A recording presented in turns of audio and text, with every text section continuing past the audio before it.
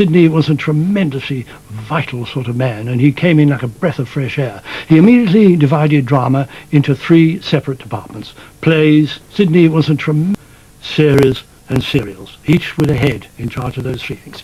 He was a tremendously colourful character. But the BBC's first demand on Sidney Newman was not for mainstream drama. Could I dream up some kind of drama that would cater to the children, which would be livelier and so on? And so I dreamed up the idea of Doctor Who.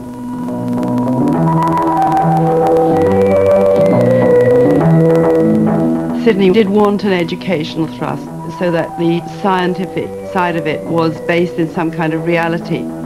I hadn't really done science at school, so I didn't really understand any of it, which I think was a bit of a disappointment to Sidney. And he had said to me very, very much at the beginning, he said, you must not have what he called BEMs, which are bug-eyed monsters. None of these creepy, crawly things from outer space, the usual nonsense of science fiction stuff.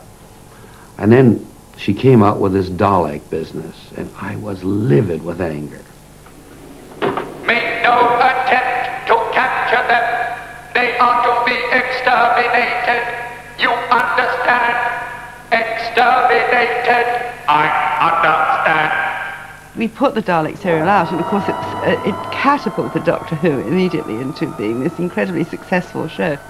And I think, though Sidney was very cross with me about these BEMs, he was, of course, also very pleased that it was such a success and so quickly. Before you attempt to conquer the Earth, you will have to destroy all living matter. Take them.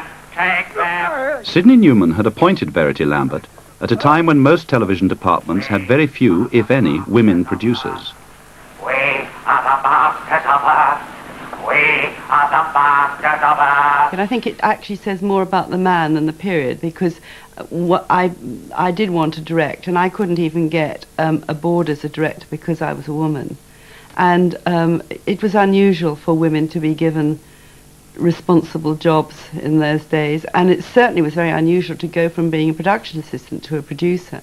What was really rather bad was the way women were treated. It was very, very difficult for a girl to become a producer, and the general career development of a woman was by being a secretary.